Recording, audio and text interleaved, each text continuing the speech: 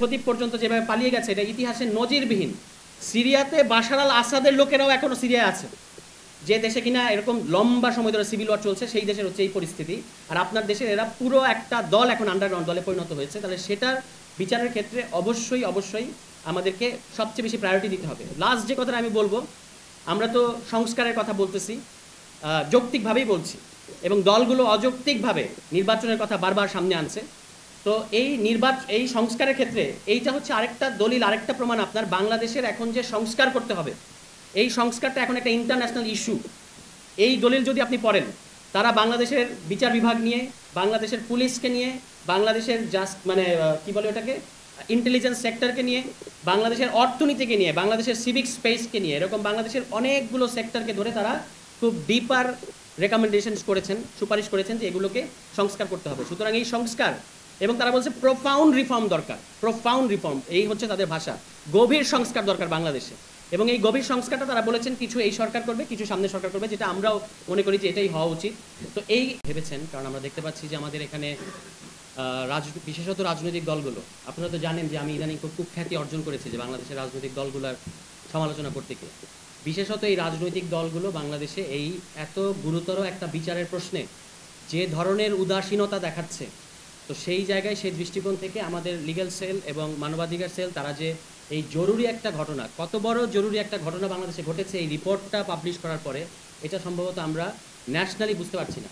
আমাদের সে ধরনের, দুর্ভাগ্যজনকভাবে আমাদের সে ধরনের সরকার নাই, আমাদের সে ধরনের রাজনৈতিক দল নাই যারা দায়িত্ব নিয়ে এই বিচারের প্রশ্নটা, এবং এই যে আন্তর্জাতিক একটা দলিল আপনার সামনে জাতিসংঘ দিয়েছে, এটাকে ঠিকমতো কাজে লাগানোর পরিবেশ আমাদের দেশে এই মুহূর্তে কম দেখা যাচ্ছে। তবে আমি অন্তর্বর্তী সরকারকে ধন্যবাদ জানাতে চাই, তারা অন্তত এই টিমটাকে যে তারা ইনভাইট করেছে, এটার জন্য তারা একটা ধন্যবাদ পাবে। কিন্তু আমরা দেখেছি যখন এই টিমটা এসেছে, তখন পত্রপত্রিকায় রিপোর্ট প্রকাশিত হয়েছিল যে এই সরকারের তরফ থেকে বিভিন্ন তথ্য দেওয়ার ক্ষেত্রে বেশ কিছু ক্ষেত্রে তারা কিন্তু প্রতিবন্ধকতা সৃষ্টি করেছে এই দলটাকে। এবং তার একটা সঙ্গত কারণ আমরা বুঝতে পারি যে যখন পুলিশের বিরুদ্ধে বিভিন্ন ধরনের তথ্য চেয়েছে সরকারের কাছে বা পুলিশের কাছে, তখন পুলিশ তথ্য দিতে চায় না, অসহযোগিতা করেছে, বা অন্যান্য যে বাহিনী আছে তারাও অসহযোগিতা করেছে। তবু একটা অসাধারণ গুরুত্বপূর্ণ রিপোর্ট আমাদের সামনে আছে যে আমাদের, এবং এটা একটা রক্তস্নাত রিপোর্ট, এর প্রতিটা পাতায় পাতায় বাংলাদেশের জনগণের সাথে কি ভয়ঙ্কর গণহত্যা ঘটিয়েছে তার পুঙ্খানুপুঙ্খ বিবরণ আছে। আপনারা যারা এটা ইন্টারনেটে অ্যাভেলেবল, আপনারা পড়ে নেবেন। আমি সেখান থেকে শুধু সামান্য দু একটা কথা বলবো যে এটার গুরুত্বটা কোথায়, যে তারা এখানে কতগুলো বিবরণ দিয়েছে এবং বিবরণের পরে কিছু সুপারিশ করেছে যে কি করতে হবে, এই বিচারটা করার ক্ষেত্রে কি করণীয় আছে।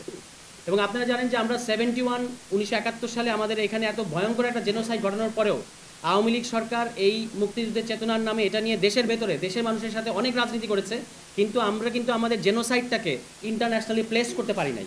এখানে যে একটা জেনোসাইড হয়েছে এটা আমরা প্লেস করতে পারি নাই, ইন্টারন্যাশনালি আমরা স্টাবলিশ করতে পারি নাই, ঠিক আছে। কিন্তু তারা দেশের মানুষের সাথে মুক্তিযুদ্ধের বিরোধী শক্তি খুঁজে টুজে সবাইকে গুম খুন হয়রানি ইত্যাদি করেছে।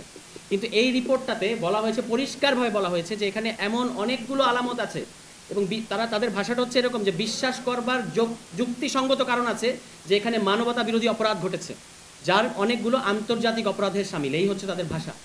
তাহলে মানবতা বিরোধী অপরাধের ক্ষেত্রে আপনারা জানেন যেটাকে ক্রাইমস এগেনস্ট হিউম্যানিটি বলা হয়, এটা কিন্তু জেনোসাইড হচ্ছে ক্রাইম অফ অল ক্রাইমস, তারপরেই যেটাকে বিবেচনা করা হয়